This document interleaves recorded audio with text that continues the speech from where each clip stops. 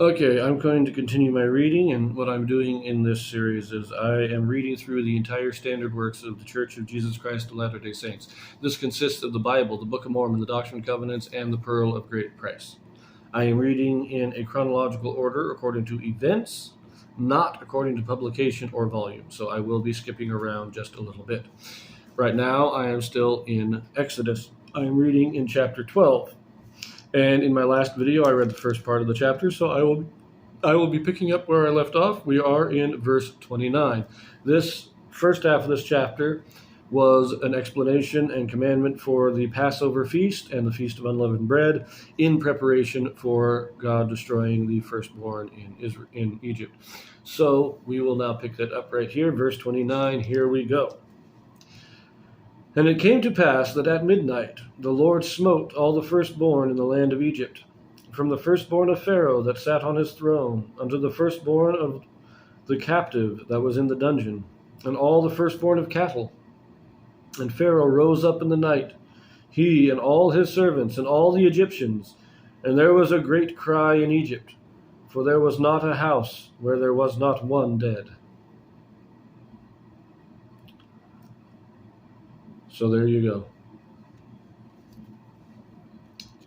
And he called for Moses and Aaron by night, and said, Rise up, and get you forth from among my people, both ye and the children of Israel, and go serve the Lord as ye have said.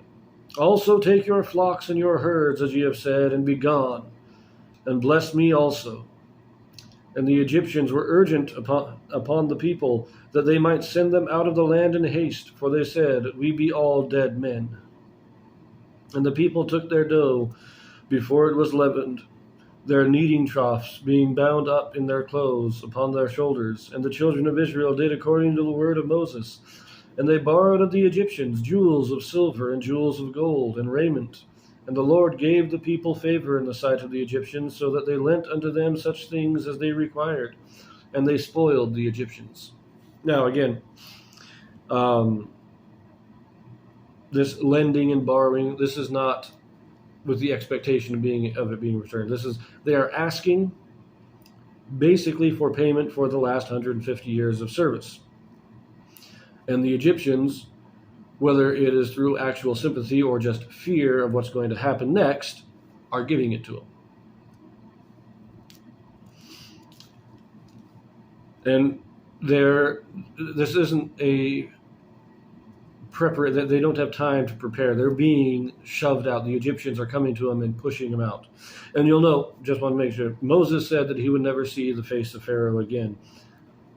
And in 31 it says, he called for Moses and Aaron by night and said, Rise up and get you forth. And he didn't actually go. He didn't bring Moses to him and then tell him to go. He sent messengers to Moses. And the message was, get out of here. Moses never saw Pharaoh again. That was a very true prophecy. So here we go. Verse 37. And the children of Israel journeyed from Ramesses to Sukkoth, about 600,000 on foot, that were men beside children. And a mixed multitude went up also with them, and flocks and herds, even very much cattle. Now, I got to pause here. Mixed multitude. What this means, and it even puts in the footnotes here, alternate Hebrew translation of a blending of many, or in other words, other people. Some of the Egyptians left with the Israelites. There's a good chance that a number of the Israelites had married Egyptians. But these are people that saw the power of God and are leaving they're joining with the Israelites and leaving Egypt. Israel did not leave by themselves.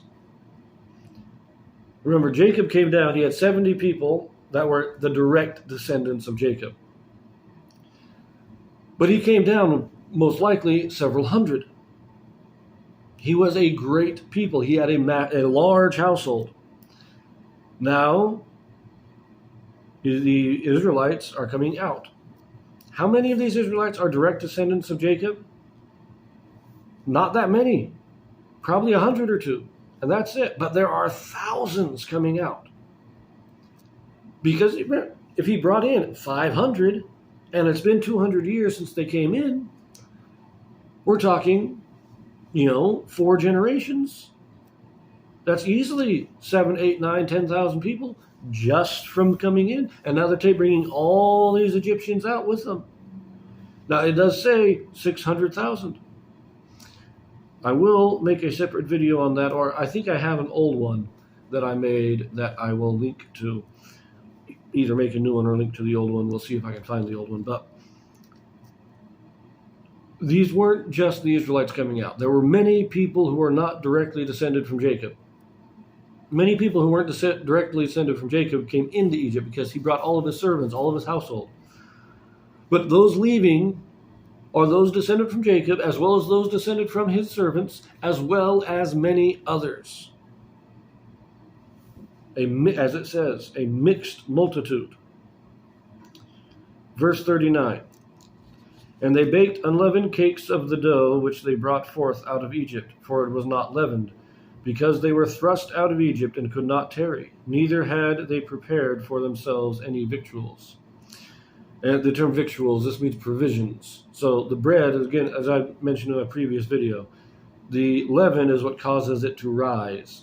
And it also, it's a corrupting agent, because it also molds faster if it has the leaven in it. But it also takes a long time to bake because you have to let the dough rise. So what they're saying here is they had all this dough made.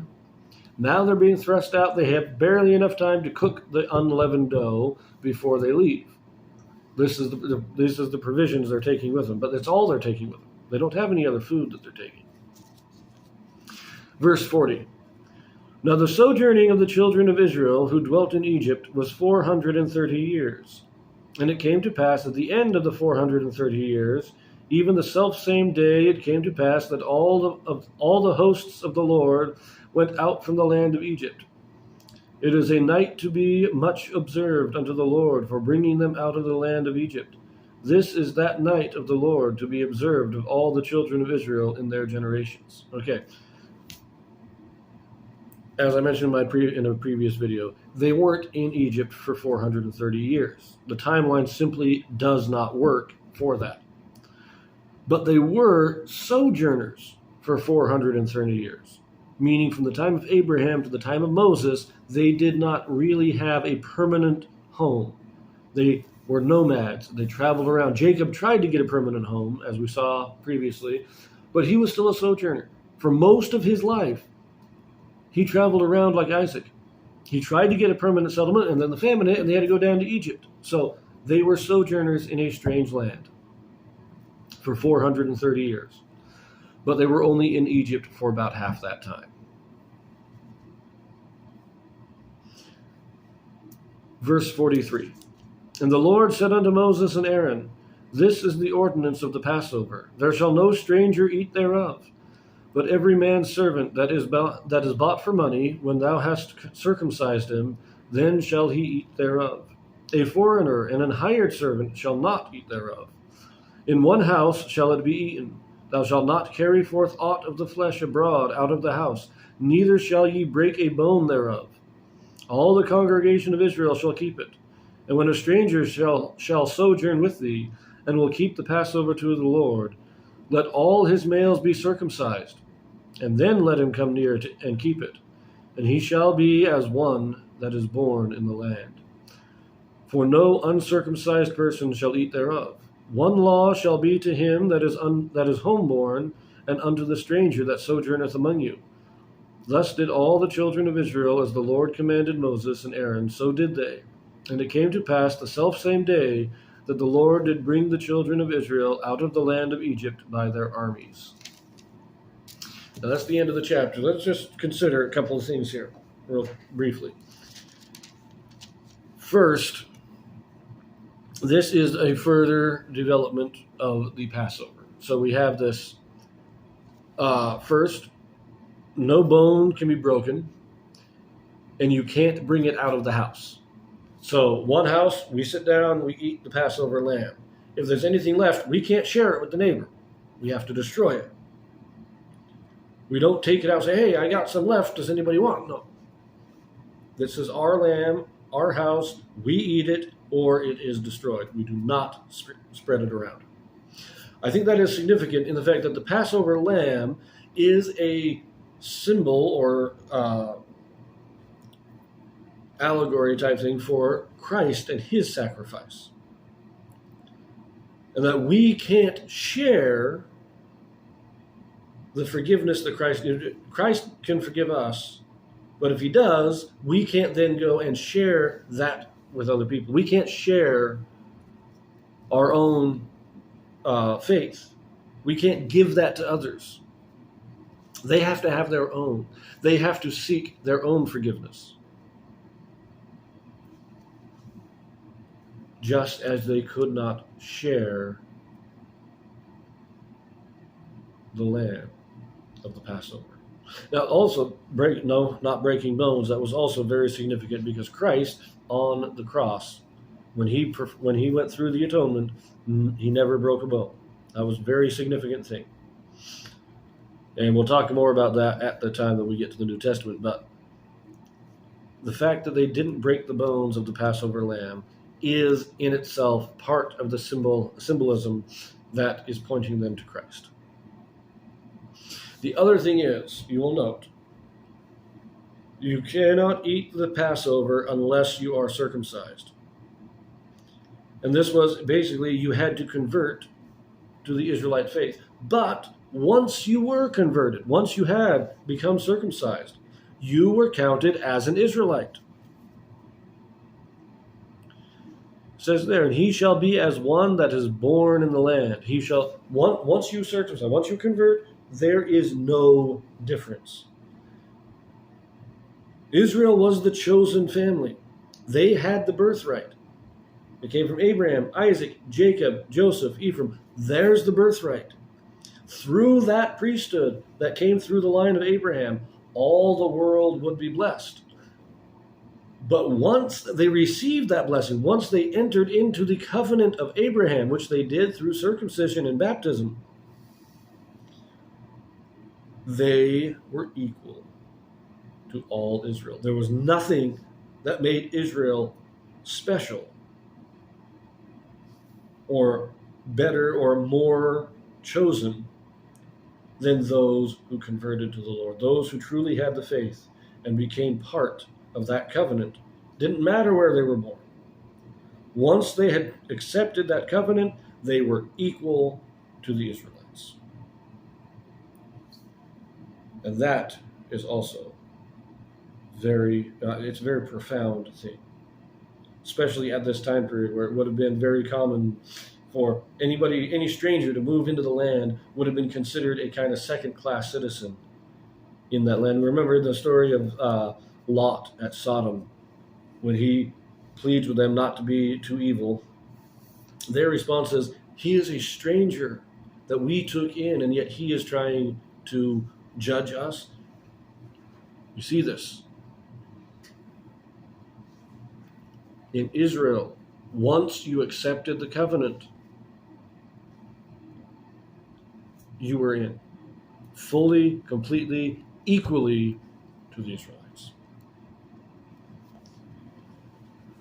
But this is how the church is supposed to be run. Now, when somebody is baptized into the church, they are equal to everybody else. All the laws of the church apply equally to them as they do to anybody else. There is no difference between somebody born in the covenant and somebody who enters the covenant later in life. They receive the same blessings, the same gifts. Everything is equal. So, anyways, I will see you in the next video.